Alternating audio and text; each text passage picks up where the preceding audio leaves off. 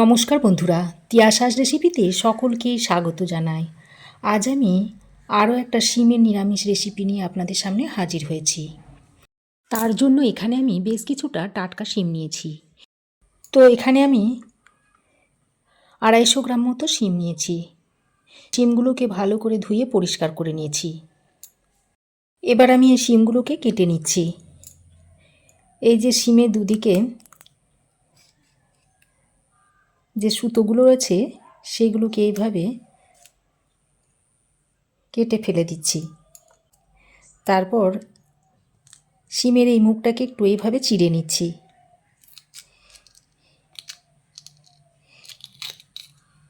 তো দেখুন, এইভাবে চিড়ে নিলে কি হবে, ভিতরে শিমের মধ্যে পোকা আছে নাকি সেটাও দেখা যায়, আর রান্নার সময় মশলাটা ভিতরে ভালোভাবে ঢুকে যাবে। তো সব শিমগুলোকে আমি এইভাবে ছাড়িয়ে নেব।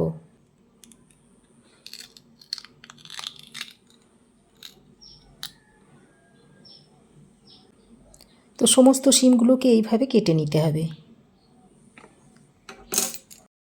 তো দেখুন, সব শিমগুলোকে আমি কেটে নিয়েছি, আর শিমের এই সাইডগুলোকে আমি এইভাবে চিড়ে নিয়েছি। এখন আমি গ্যাস অন করে কড়াই গরম করে নিয়েছি। তারপর এই কড়াইয়ের মধ্যে কেটে রাখা শিমগুলোকে দিয়ে দিচ্ছি। এবার আমি এর মধ্যে দিয়ে দিচ্ছি অল্প পরিমাণে একটু নুন, দিয়ে দিচ্ছি একটু হলুদের গুঁড়ো, আর দিয়ে দিচ্ছি একটু লঙ্কার গুঁড়ো। এবার আমি একটা টমেটো নিয়েছি, আর এই টমেটোটাকে 2 টুকরো করে নিয়েছি। তারপর টমেটোগুলোকে এইভাবে দিয়ে দিচ্ছি। তবে টমেটোটা চাইলে আপনারা গোটা গোটাই দিয়ে দিতে পারেন, আমি কেটে দিলাম। আর দিয়ে দিচ্ছি 2টো কাঁচা লঙ্কা। এবার এর মধ্যে 1 টেবিল চামচ পরিমাণ দিয়ে দিচ্ছি সর্ষের তেল। এবার আমি গ্যাসের ফ্লেমটাকে মিডিয়ামে করে শিমগুলোকে এইভাবে একটু ভেজে নিচ্ছি। এবার আমি একটা ঢাকনা লাগিয়ে শিমগুলোকে মিডিয়াম ফ্লেমে ভেজে নেব। তো কিছুক্ষণ ঢাকা দিয়ে ভেজে নেওয়ার পর ঢাকাটা খুলে নিয়ে এবার আমি এটাকে নেড়ে চেড়ে নিচ্ছি। আর এইভাবে একটু শিমগুলোকে সরিয়ে দিয়ে এর মধ্যে এবার আমি দিয়ে দিচ্ছি 1/2 চামচ মতো কালো জিরে। এবার এই কালো জিরেটা দিয়ে শিমটাকে ভেজে নেব। তবে খুব বেশি নরম করে শিমটাকে ভাজার দরকার নেই, একটু হালকা করে শিমটাকে ভেজে নেব। আবারও ঢাকা দিয়ে শিমটাকে আমি ভেজে নিচ্ছি। আর এইভাবে যদি ঢাকা দিয়ে দিয়ে শিমটাকে ভাজা হয় তাহলে এর ভাপেতেই শিমটা বেশ খানিকটা নরম হয়ে আসবে। তো দেখুন, ঢাকা দিয়ে দিয়ে আমি প্রায় 3-4 মিনিট মতো লো টু মিডিয়াম ফ্লেমে শিম, টমেটো আর লঙ্কাটাকে ভেজে নিয়েছি। এবার আমি এর মধ্যে থেকে টমেটো আর কাঁচা লঙ্কাটাকে আলাদা করে নিচ্ছি।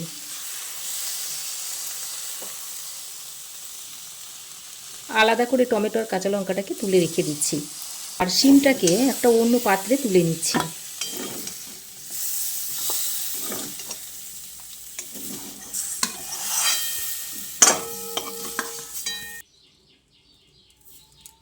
এবার আমি একটা শিল নিয়েছি, এই শিলের মধ্যে দিয়ে দিচ্ছি 2 চামচ পরিমাণ তিল।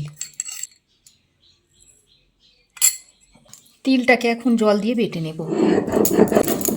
আমি শিম পাতুরিটা তিল বাটা দিয়ে করছি, আপনারা চাইলে এখানে তিলের বদলে পোস্তও দিতে পারেন।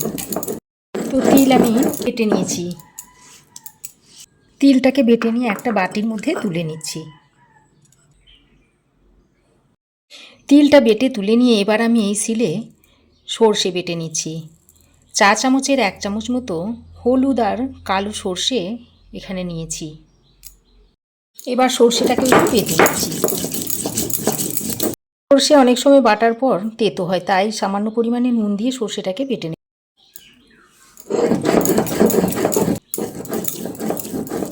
সর্ষেটাও বাটা হয়ে গেছে।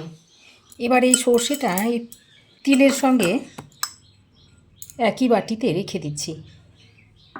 এবার আমি যে টমেটো ও কাঁচা লঙ্কাটা তুলে রেখেছিলাম সেটা একটু বেটে নেব। টমেটোর খোসাগুলোকে একটু ছাড়িয়ে নিচ্ছি।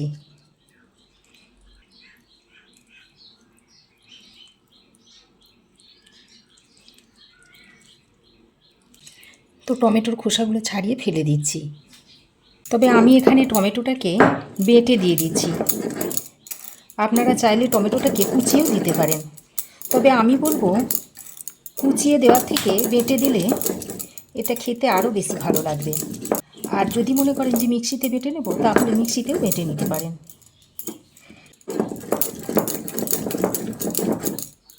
তো দেখুন টমেটো কাঁচা লঙ্কাটাকেও বেটে নিয়েছি, এটাকেও তুলে নিচ্ছি। সমস্ত মশলা আমি বেটে নিয়েছি। এবার আমি এগুলোকে এক সাইডে সরিয়ে রেখে একটা বড় বাটি নিয়েছি। এই বড় বাটির মধ্যে প্রথমে ভেজে রাখা শিমগুলোকে দিয়ে দিচ্ছি। তারপর এর মধ্যে তিল আর সর্ষে বাটাটা দিয়ে দিচ্ছি।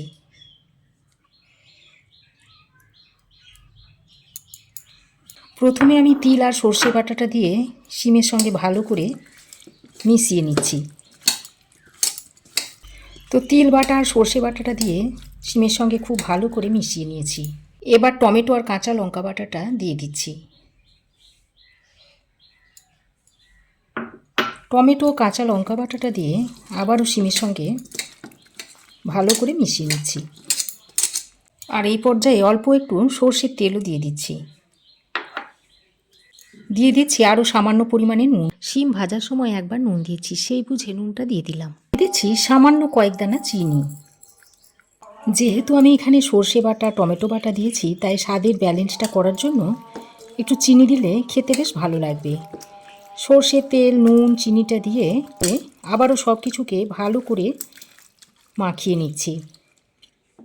এবার একটা ঢাকনা লাগিয়ে 10 মিনিট মতো রেস্টে রেখে দেবো। এর ফলে শিমের মধ্যে সব কিছু মশলা ভালোভাবে মিশে যাবে। তো দেখুন 10 মিনিট পর আমি ফিরে এসেছি। এখানে আমি একটা ছোট সাইজের টিফিন কৌটো নিয়েছি। এবার এই টিফিন কৌটোর মধ্যে মেখে রাখা শিমগুলোকে ভরে নিচ্ছি। এইভাবে ভরে দিচ্ছি।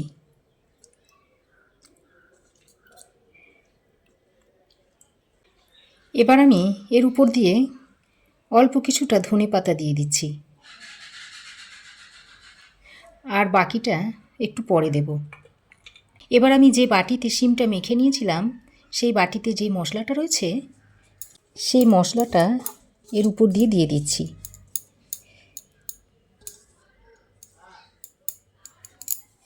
বাটিতে সামান্য পরিমাণে একটু জল নিয়ে যে মশলাটা লেগেছিল, সেইটা এখানে দিয়ে দিচ্ছি।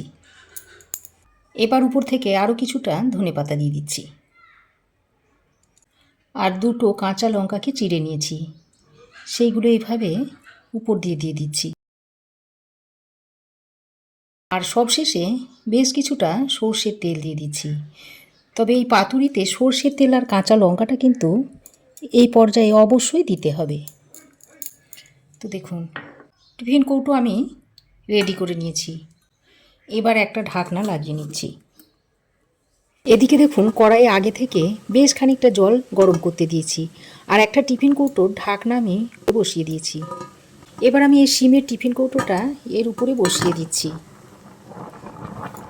তারপর একটা ঢাকনা লাগিয়ে দিচ্ছি। এইভাবে ঢাকনা লাগিয়ে 10 মিনিট মতো ভাপ দিয়ে নেব। আর 10 মিনিট ভাপ দিয়ে নিলেই শিমের পাতুরিটা একেবারে রেডি হয়ে যাবে। আর ঢাকনাতে যে ছিদ্রটা রয়েছে, সেই ছিদ্রটা এইভাবে বন্ধ করে দিতে হবে। তো 10 মিনিট পর আমি ফিরে এসেছি, আর পাতুরিটাও তৈরি হয়ে গেছে। এবার আমি গ্যাসের ফ্লেমটাকে বন্ধ করে একটু ঠান্ডা করে তারপর আপনাদের দেখাচ্ছি। তো দেখুন টিফিনটাকে হালকা একটু ঠান্ডা করে নিয়েছি। এবার টিফিনের ঢাকনাটাকে খুলে নিচ্ছি। পাতুরিটা দেখুন দেখতে কতটা সুন্দর হয়েছে, আর শিমগুলোও দেখুন খুব ভালোভাবে সেদ্ধ হয়ে গেছে। দেখুন এবার চলুন আপনাদের একটু প্লেটে সার্ভ করে দেখাই যে পাতুরিটা কেমন হয়েছে।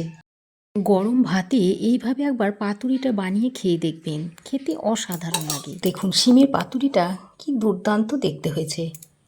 তো রেসিপি কেমন লাগলো অবশ্যই একটা কমেন্ট করে জানাবেন।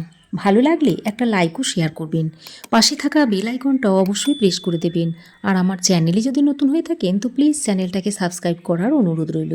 আজ এ পর্যন্তই। আবার দেখা হবে নতুন কোনো রেসিপি নিয়ে নেক্সট এপিসোডে। সে পর্যন্ত ভালো থাকবেন, সুস্থ থাকবেন। ধন্যবাদ।